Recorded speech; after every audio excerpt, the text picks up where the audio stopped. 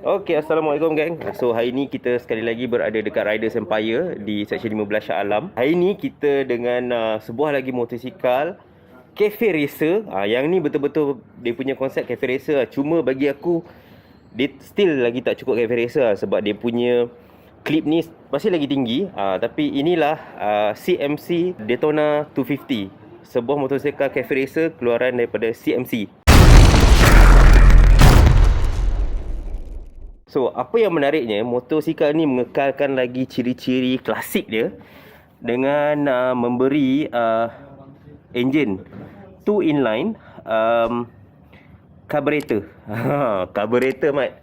So, kalau siapa-siapa yang generasi baru, kalau korang tak tahu, inilah enjin carburetor, bukannya injection macam biasa yang kita jumpa dengan motosikal-motosikal model yang lain lah. Carburetor ni, ini macam dia fungsi, mat. Ini macam dia fungsi, mat.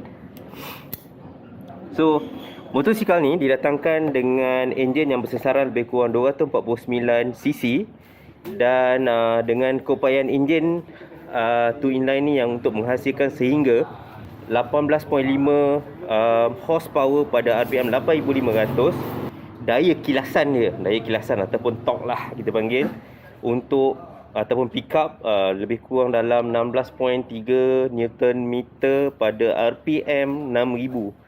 Bagi aku RPM 6000 tu sebenarnya agak cepat lah. So, jom kita pusing-pusing tengok apa yang ada dekat motosikal ni lah.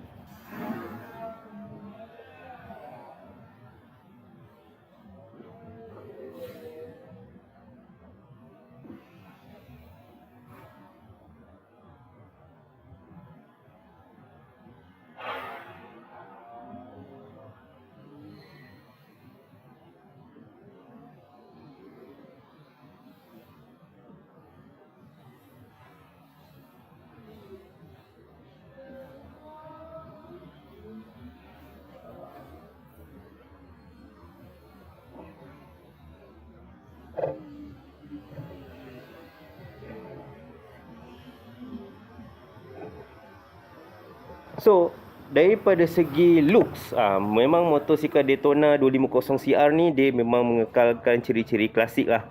Kenapa aku cakap klasik? Contoh, walaupun lampu hadapan ni didatangkan dengan halogen light, mentol lah, tapi dia didatangkan dalam bentuk yang bulat. Memang klasik habis.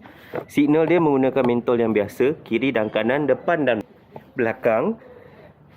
Dan even lampu belakang ni pun dia masih menggunakan mentol yang biasa, bukannya halogen, gang. So, daripada situ memang kita nampak ciri-ciri klasik tu masih dikekalkan lagi lah. Selain daripada tu, antara ciri klasik lain, macam aku cakap tadi, enjin dia masih lagi menggunakan enjin carburetor 2 inline. Dan dia punya exhaust ataupun dia punya design exhaust dia yang memanjang macam ni lah. So, ini memang betul-betul Cafe Racer punya design lah, dengan seat dia yang flat macam ni. Cuma bagi aku, kalau betul-betul Cafe Racer sebenarnya memang memuatkan untuk seorang je pakai. Cuma yang ni dia lebih pillion friendly lah.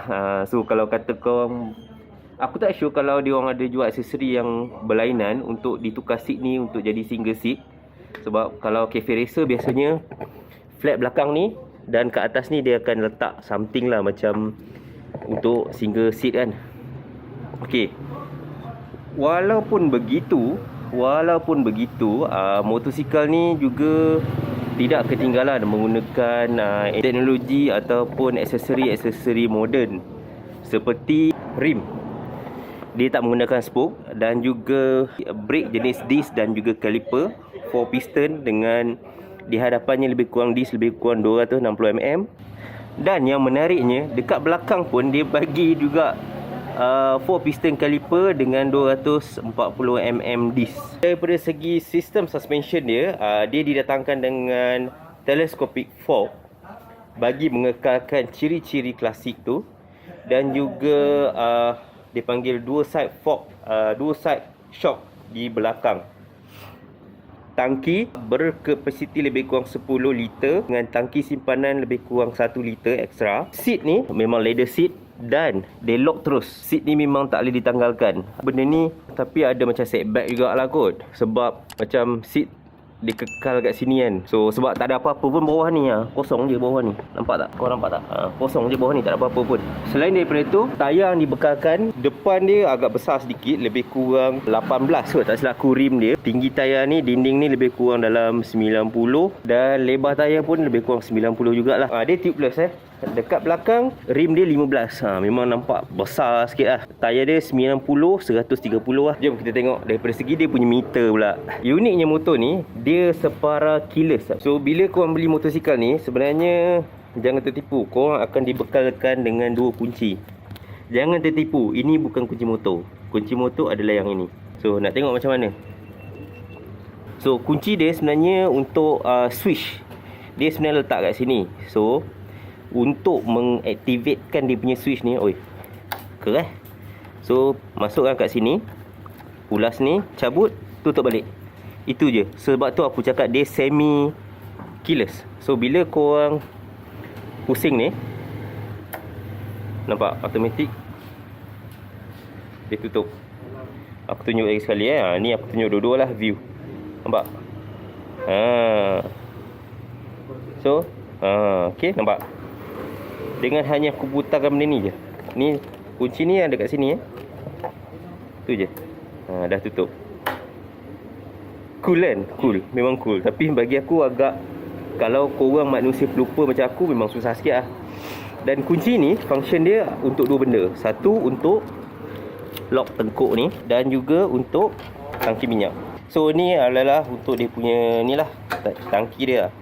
Ini pun sebenarnya aku tak suka macam ni. Sebab benda ni dia split. Sepatutnya kalau boleh biarlah dia lekat kat sini. Untuk manusia-manusia pelupa macam aku ni susah. Tu untuk tangki minyak. Selain daripada itu, motor ni pun didatangkan dengan radiator dia agak besar, dengan kipas dia pun agak besar, coolant dekat sini. Agak senang jugalah nak tukar coolant dia. Tapi untuk bleeding dia pun aku rasa macam senang juga kot.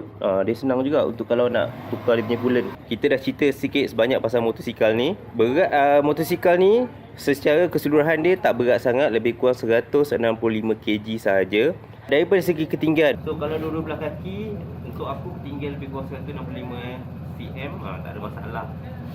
Rasa motor ni pun agak ringan. So yang pegang pun memang ringan. Kalau kata naik sebelah kaki lagilah ringan, lagilah okey, memang flat terus lah.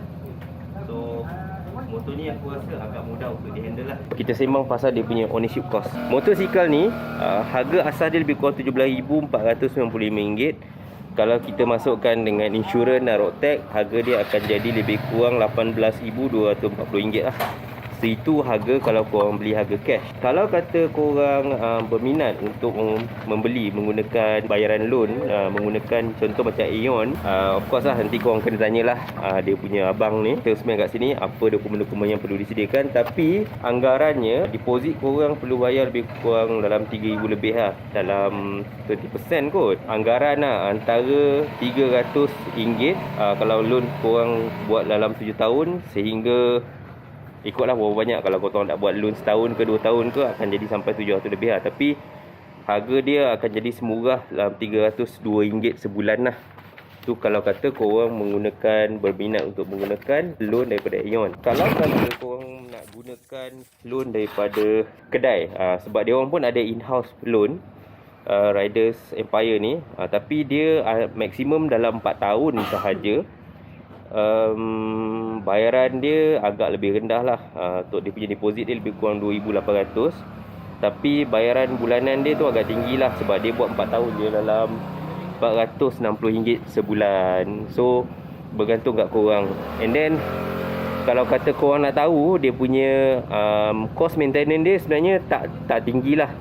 Lebih kurang dalam bawah pada RM100 lah totally untuk minyak hitam dan juga dia punya oil filter. So korang boleh refer kat sini. Dia sama je dengan Buccaneer 250 yang aku pernah review dulu. Good news, sama macam Buccaneer juga, korang boleh servis motor ni di mana-mana tempat yang berdekatan dengan korang, yang mana korang selesa. Dengan syarat korang ada satu kopi resit bukti yang motosikal tu diservis mengikut jadual dan hantarkan kepada kedai, untuk supaya ada proses, kalau ada warranty claim ke apa, lebih mudah. So itu sajalah geng untuk walk around dan cost of ownership motosikal CMC 250 CR ni. So nanti kita akan buat on board jugalah. Macam mana nak rasa dia punya feeling, rasa bawa motor cafe racer yang aku rasa semi klasik ni lah. So assalamualaikum.